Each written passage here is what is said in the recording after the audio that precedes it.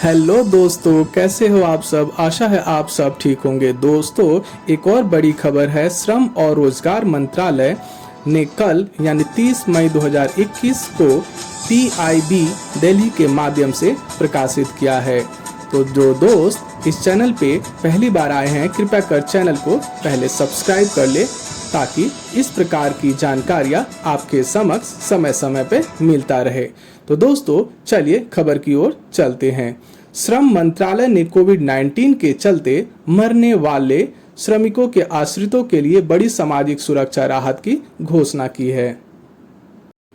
श्रम और रोजगार मंत्रालय ने ESIC और EPFO योजनाओं के माध्यम से श्रमिकों के लिए अतिरिक्त लाभों की घोषणा की है, जिससे कोविड-19 महामारी के चलते मौत की घटनाओं में बढ़ोतरी के कारण उनके परिवार के सदस्यों की बेहतरी के बारे में श्रमिकों के डर और चिंता का समाधान किया जा सके। नियोक्ता के हिस्से में अतिरिक्त खर्च डाले बगैर कर्मचारियों को ज़्यादा सामाजिक सुरक्षा दिलाने की उम्मीद की गई है।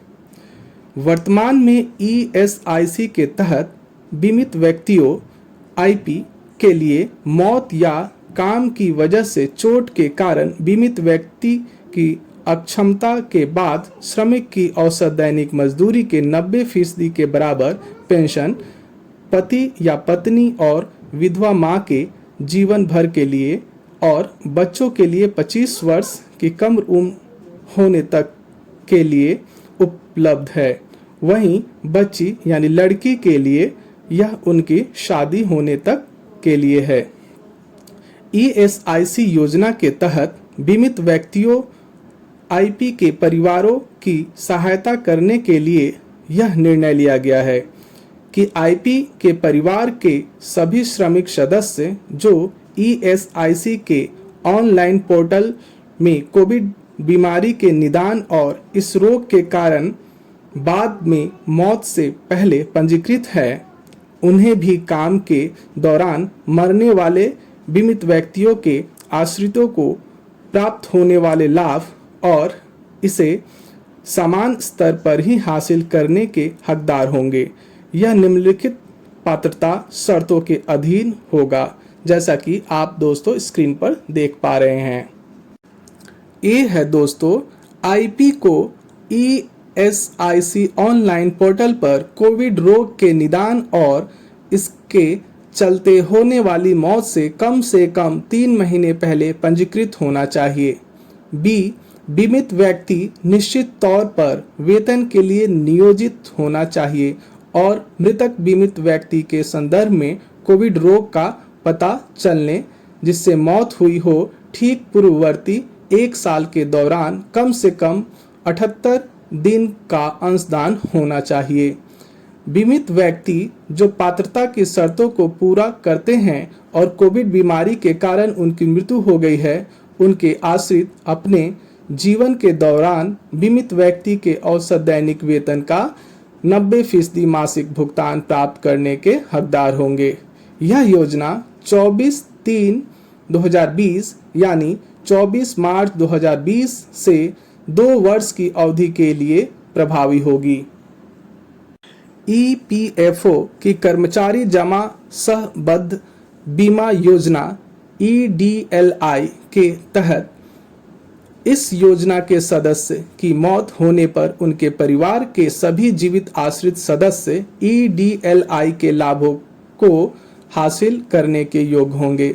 वर्तमान में इस योजना के तहत कर्मचारी की मौत के मामले में दिए गए लाभों का विस्तार किया गया है। अब ग्रेजुएटी के भुगतान के लिए न्यूनतम सेवा की जरूरत नहीं है। पारिवारिक पेंशन का भुगतान EPF और MP अधिनियम के प्रावधानों के अनुसार किया जा रहा है। कर्मचारी के बीमार होने और कार्यालय न आने की स्थिति में साल में 91 दिनों के लिए बीमारी लाभ के रूप में कुल मजदूरी का 70% का भुगतान किया जाता है। मंत्रालय द्वारा जारी एक अधिसूचना में इसमें निम्नलिखित संशोधन किए गए हैं दोस्तों।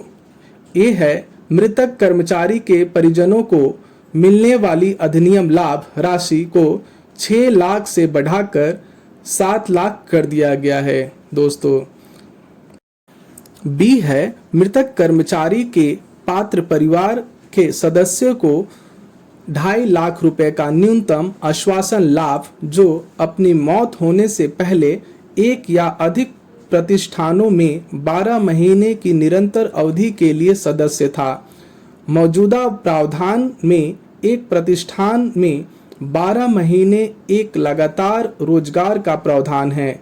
इससे अनुबंधित अनौपचारिक मजदूरों को लाभ होगा जो एक प्रतिष्ठान में लगातार 1 वर्ष तक काम करने की स्थिति के कारण लाभ से वंचित थे।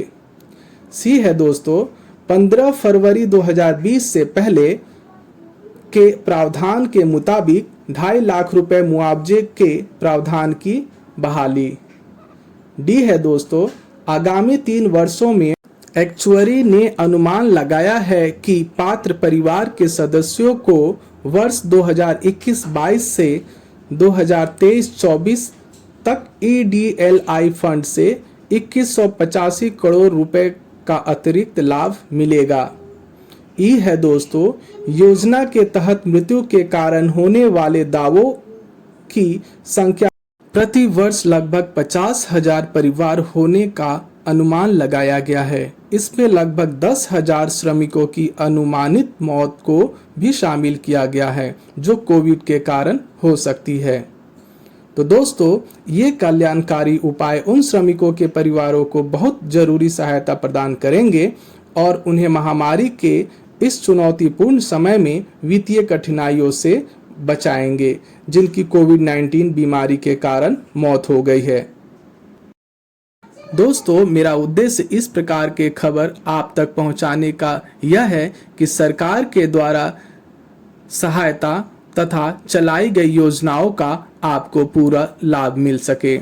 तो दोस्तों, आप अगर हमारे इस खबर से संतुष्ट है तो आप हमारे इस चैनल को सब्सक्राइब करें ताकि इस प्रकार की और भी जानकारियाँ खबर आप तक मिलता रहे। बहुत बहुत धन्यवाद। जय हिंद।